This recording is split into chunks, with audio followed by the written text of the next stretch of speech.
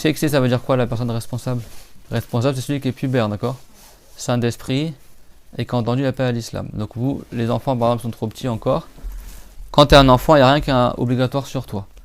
Mais si l'enfant il a 7 ans lunaire, à partir de 7 ans lunaire, ses parents ils doivent lui ordonner de faire la prière et de jeûner Ramadan, s'ils peuvent jeûner, d'accord?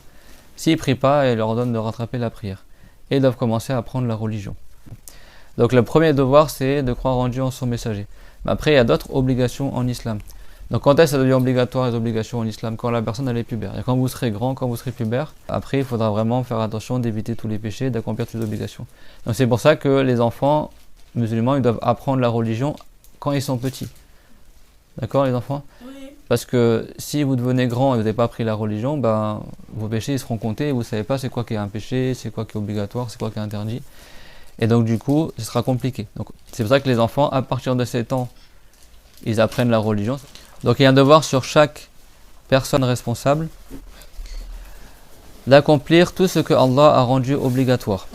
Donc le responsable c'est qui? Pubère, saint d'esprit, il n'est pas fou, et il a entendu l'appel à l'islam, il n'y a qu'un seul Dieu, c'est Allah, et que Mohammed est le prophète de Allah. Donc quand on dit accomplir les obligations, il y a quoi comme obligation en islam par exemple? Parmi les obligations très importantes dans la religion, il y a quoi? Il y a le fait d'apprendre la religion. Le prophète Mohammed alayhi salam, dans le hadith rapporté par Al-Bukhari, il a dit Ya ayyuhan nasu ta'allamu fa innamal ilmu bit ta'allum wal fiqhu bit tafaqquh. C'est-à-dire, ô vous les gens, apprenez la religion, car certes la science ne viendra que par l'apprentissage et la compréhension dans la religion ne viendra que par l'apprentissage. Et après il a dit Wa man yuridillahu bihi khayra yufaqihu fid din. Celui pour qui Allah veut le bien, il fasse qu'il apprenne la religion. Donc comment on apprend la religion les enfants? Avec un enseignant. D'accord? C'est pas juste avec la télé ou avec le internet ou juste les livres tout seul sans enseignant.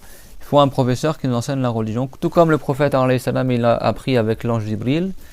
Tout comme également les compagnons, ils ont appris avec le prophète Mohammed. Après les gens qui sont venus après, ils ont appris avec les compagnons. Et nous on a appris aussi avec des gens qui ont appris avec des gens. Comme ça par chaîne de transmission qui remonte jusqu'au prophète Mohammed alayhi salam. Si le musulman veut faire des obligations, comme la prière, comme le jeûne, comme la purification pour la prière, il faut d'abord qu'il apprenne. Parce que pour accomplir les obligations, il y a ce qu'on appelle des piliers, il y a des conditions de validité, il y a des annulatifs.